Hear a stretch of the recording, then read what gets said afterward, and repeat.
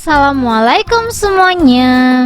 Keripik kentang, kayaknya kita nggak bisa jauh-jauh deh dari olahan kentang. Kentang tuh diolah apa aja pasti rasanya enak ya teman-teman ya. Di kesempatan kali ini aku mau buat olahan kentang jadi kue lebaran. Jadi kalau teman-teman suka banget nih sama keripik kentang, wajib banget sih nonton video ini sampai habis, karena ini resep tuh simple banget tanpa cetakan, tapi hasilnya bener-bener enak dan worth it banget buat dicoba. Buat kalian penasaran, langsung aja ditonton sampai habis.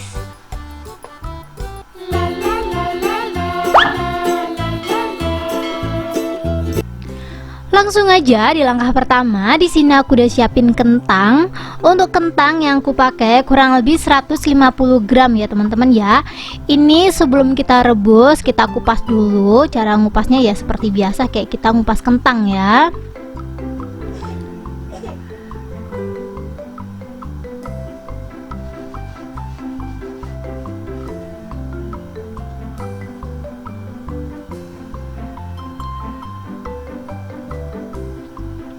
Lanjut, untuk kentangnya ini langsung aja aku potong-potong kecil. Ini kalau kalian mau dicuci dulu boleh, dipotong-potong dulu boleh. Pokoknya nanti pas direbus dia dicuci aja teman-teman. Ini biar cepet mateng, aku potongnya kecil-kecil kayak gini ya.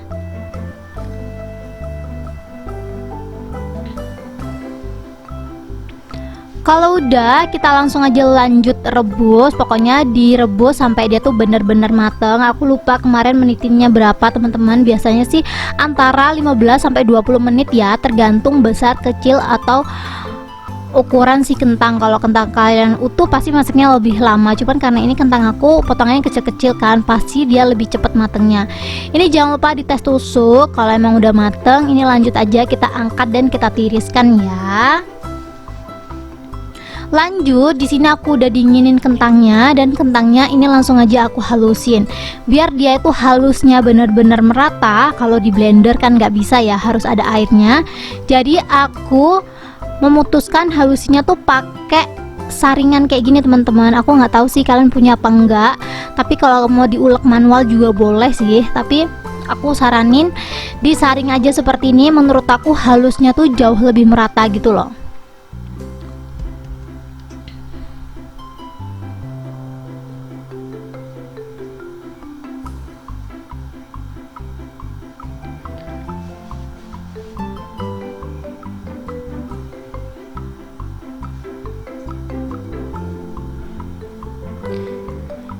Ini udah halus semuanya. Kalau udah halus semuanya, kita bersihin aja ya saringannya.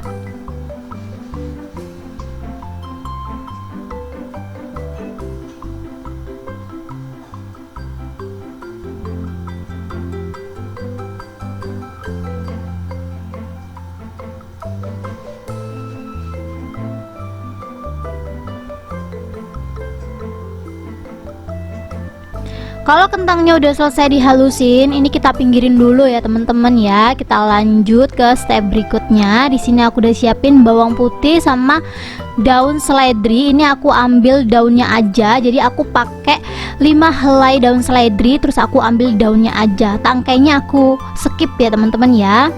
Dan ini untuk daun seledrinya sebelum dipotong dipastiin lagi udah dicuci ya. Dan kalau udah dicuci bersih, lanjut ini kita potong kecil-kecil aja biar nanti dia nggak ngerusak tekstur. Soalnya kalau nanti seledrinya tuh terlalu tebel, takutnya dia nggak bisa crispy ya teman-teman ya. Buat mastiin dia tuh crispy nantinya, kita potongnya sekecil mungkin.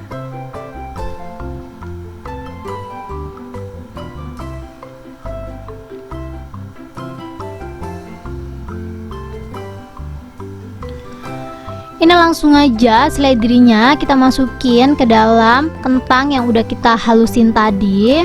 Terus kita tambahin 2 siung bawang putih. Untuk bawang putihnya kalau teman-teman mau dihalusin juga boleh, tapi di sini aku cari cara simpelnya aja. Aku bakalan serut pakai serutan keju seperti ini. Kalau kalian pengen hasilnya itu nggak berserat, tinggal diputer-puter aja kayak gini teman-teman. Nanti dia bakalan teksturnya tuh halus, nggak berserat kayak kita nyerut keju.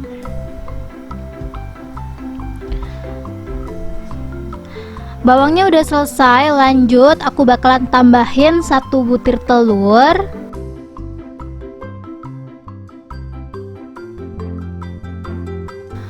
Jangan lupa kita tambahin perasa. Di sini aku ada Royco ayam, aku pakai 1 bungkus.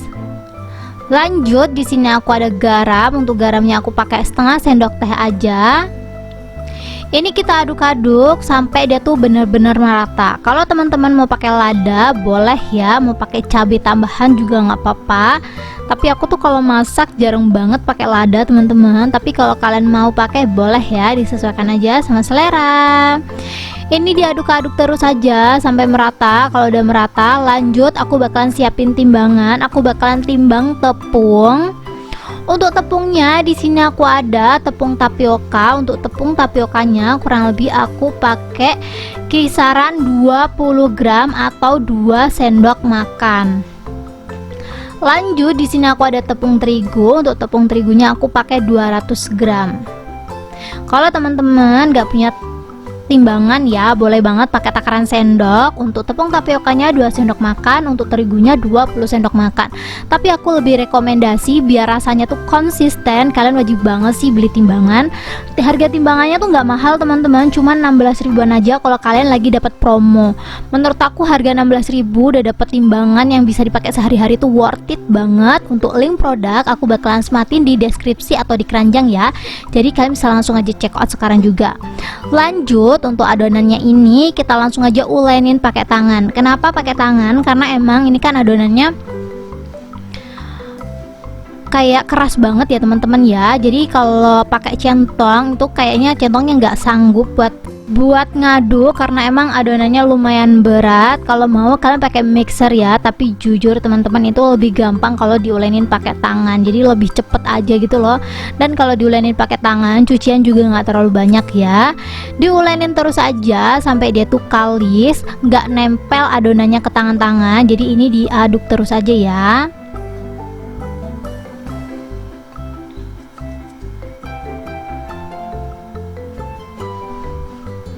Ini kalau menurut teman-teman adonannya masih lengket banget, ini teman-teman boleh banget tambahin tepung terigu lagi ya. Tapi menurut aku ini adonannya udah cukup, tinggal diaduk-aduk aja, nanti dia bakalan kalis sendiri.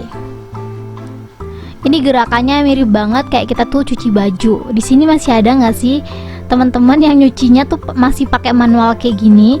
Coba dong komen kalau emang masih ada, caranya bener kayak gini nggak sih?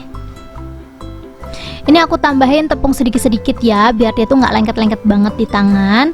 Kalau udah kita tes, kalau adonannya udah nggak lengket di tangan kayak gini, ini tandanya adonannya udah siap dibentuk ya teman-teman ya. Ini nggak perlu diistirahatkan dulu untuk adonannya. Jadi ini untuk adonannya langsung aja kita cetak ya. Ini aku cuci tangan dulu, dipastiin lagi tangannya bener-bener kering. Kalau tangannya udah kering, kita lanjut siapin alasnya. Untuk alasnya di sini aku pakai plastik mika. Apa aja sih boleh teman-teman. Kalau kalian punya plastik hitam gitu ya, pakai plastik hitam itu aja. Jadi nggak harus mika. Ini cuma aku nunjukin ke kalian aja, dan adanya plastik tuh yang bersih ini gitu loh. Jadi plastiknya kita keringin, kita cuci dulu pertama. Setelah dicuci kita keringin. Setelah kering kita kasih taburan tepung terigu dan kita langsung aja taruh-taruh adonan yang mau kita pipihin. Tuh ini kita bulet-buletin aja kayak gini, kecil-kecil aja teman-teman. Semakin kecil menurut aku semakin tipis ya nantinya ya. Semakin tipis menurut aku keripik ini tuh semakin enak. Terus kalau udah kita lanjut tutup pakai mika kayak gini, dan kita pencet-pencetnya pakai tangan aja tuh kayak gini. Kalau teman-teman punya rolling pin itu sebenarnya lebih rekomen ya. Cuman aku nggak kepikiran teman-teman pas buat ini tuh pakai rolling pin, pasti lebih gampang. Jadi kita manual aja pakai tangan, dipencet-pencet, boleh dibulet-buletin. Tapi di sini aku random aja ya teman-teman ya. Tuh hasilnya kurang lebih seperti ini, pelan-pelan aja biar dia tuh nggak rusak ya. Karena emang adonannya sedikit lengket. Jadi menurut teman-teman kalau adonannya sedikit lengket kayak gini, kalian bisa taburin tepung sebanyak mungkin sih. Kalau udah kita lanjut aja ya teman-teman ya. Ini kalau teman-teman nggak mau pakai cara aku tadi boleh sih dipencet-pencet manual, nggak pakai alas juga nggak apa-apa. Tuh hasilnya kayak gini ya. Kalau udah banyak lanjut kita langsung aja goreng. Di sini aku udah siapin penggorengan teman-teman. Kasih minyak secukupnya aja ya, dan kita langsung aja masukin. Dipastiin lagi minyaknya udah bener-bener panas. Kalau udah bener-bener panas langsung aja kita masukin. Ini aku lagi tes ya teman-teman ya, kalau minyaknya belum panas ya nanti aku bakalan panasin dulu. Jadi mastiin dia tuh bener-bener panas dulu minyaknya ya. Kalau minyaknya udah bener-bener panas baru kita masukin keripiknya seperti ini.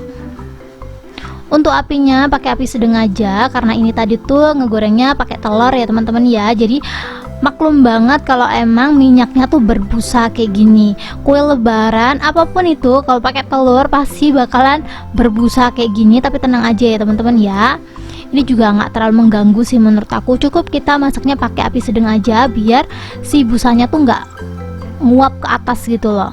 Kita goreng sampai minyaknya bener-bener anteng. Kalau menurut teman-teman minyaknya udah anteng, warnanya juga udah kuning keemasan ataupun kecoklatan, kita langsung aja angkat dan tiriskan. Ini dijamin bakalan crispy dan awet 2 bulan.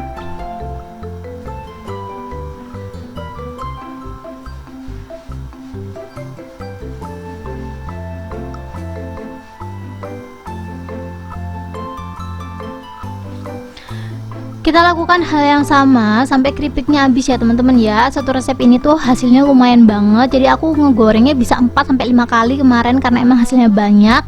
Dan ini dia hasilnya setelah aku goreng semuanya. Warnanya cakep banget ya teman-teman ya. Ini tuh crispy banget, seriusan aku nggak bohong. Kalau udah seperti ini kita tunggu dingin baru kita masukin ke dalam toples. Untuk toples yang aku pakai ukurannya 500 ml ya. Ini langsung aja kita masukin. Dan untuk satu resep jadinya 3 toples kayak gini, cocok banget dijadiin hampers ataupun kue lebaran pribadi di rumah.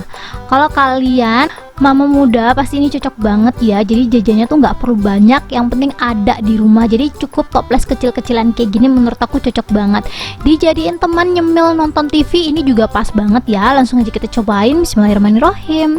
Crispy-nya nggak bohong, bener-bener crispy banget. Dan ini rasanya enak pol teman-teman.